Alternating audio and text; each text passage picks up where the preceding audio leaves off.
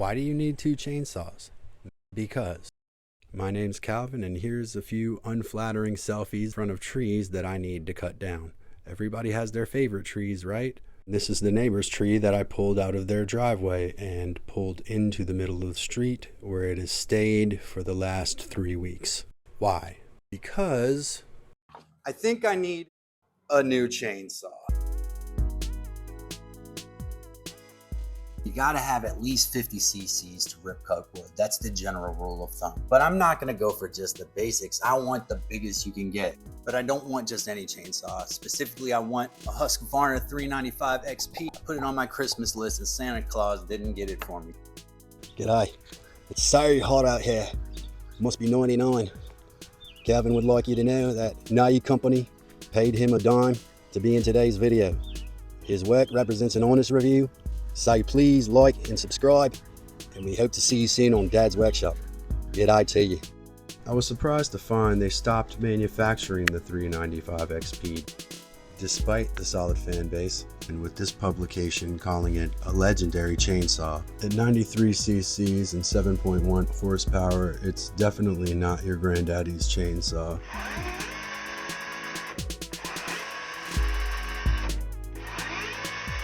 Wanted to see how much it would cost me to get my hands on one of these puppies. Turns out about $1,500 or maybe a little less, but I can't spend $1,500 on this chainsaw, so it's time for me to seriously consider a dupe. Wikipedia defines a dupe as a product similar in appearance, functionality, or design to a higher end, often more expensive, branded item but sold at a much lower price. In this case, Saw B is an exact copy of Saw A. The only difference is the false name. So I pulled the trigger and purchased this so-called Holzfforma 395 something or other, essentially an exact copy of 395XP. When the package arrived, I opened it very carefully and emptied the contents of the box out to make sure everything was accounted for. Throughout the process, I had this nagging underlying feeling that at 1/5 of the price, this saw probably was too good to be true. The 36-inch bar and chain that I ordered from the same company did not fit. I spent hours attempting to get this chain on the bar and then the bar against the sprocket, troubleshooting it with other people. I even put it up on my live. I enlisted the help of Heather. Meanwhile, the saw has been laying on its side for a relatively long period of time. Honestly though, that shouldn't matter. A saw should be able to be set on its side. The specs matched on the bar and on the chain, but I did come to the realization that one of them was incorrect, and so I had to return the bar and chain to the manufacturer. But I also needed to start the motor of the saw. I mean, that's really the most important part, am I right? Well, maybe not, because as time went on, I started to see that there was a connection between the amount of time that the saw was required to be laid on its side, be fitted with its bar and chain, and its inability to start, which was evident from the very beginning. Exhausted from hours of messing with that bar and chain, I attempted to start the chainsaw with no luck, so I gave up on it for the day and went to bed. The next day, a miracle.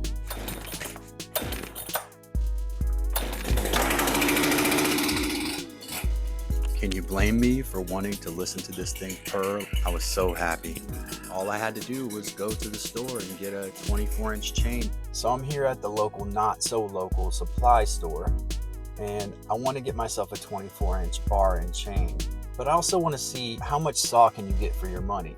Yeah, I'm looking for a bar and chain that'll fit a Husqvarna 395X. Yeah. You know what size is on it? It's a 36-inch bar. Okay. The guy in the store was nice enough, but wasn't much help. So I picked up a 24-inch chain, but before I left, I wanted to look at what kind of chainsaws they had on stock there. Remember, I want a saw that's at least 50 cc's. So nothing here would actually be sufficient to rip cut a log. So here's one you might be familiar with, the store I'm in now. Let's see how much saw you can get for your money here. 38cc gas-powered saw at $148. I mean, that's not bad, but remember, it's just not very much saw, is it? Gotta get cat food while I'm here. Just a few more steps over to the where I checked out the chainsaws that they had. And the largest saw that had available was the 450 Rancher, a Husqvarna saw with 50.2 cc's, a larger size residential saw, but it's a turnkey saw, so I picked one up at a whopping price of $500 plus tax. So in my attempts to start the saw, the pull start came out. So unfortunately, this saw's got to go back, the chain's got to go back to Tractor Supply and everything. So anyway, I think it's a bust. I think it's unfortunately got too many problems now that we got the pull start out of it. It's just, I would have to take apart the saw to get it started again. So unfortunately, it's got to go back. To tell you that that was frustrating is beyond an understatement. In my frustration, worried I might say the wrong thing, I had Heather contact the distributor on Amazon and let them know that we wanted to return the saw. For a full refund, of course. I did wonder, was I doing something wrong? Was this potentially operator error? Well, certainly the distributor seemed to think so. He offered us a replacement device if we paid return shipping, so we bit the bullet and shipped it back. This time though, I was much less excited to receive this dupe saw in the mail, but it did come, and I waited to open my Husqvarna 450 Rancher until it came, so that I could make this a unified video.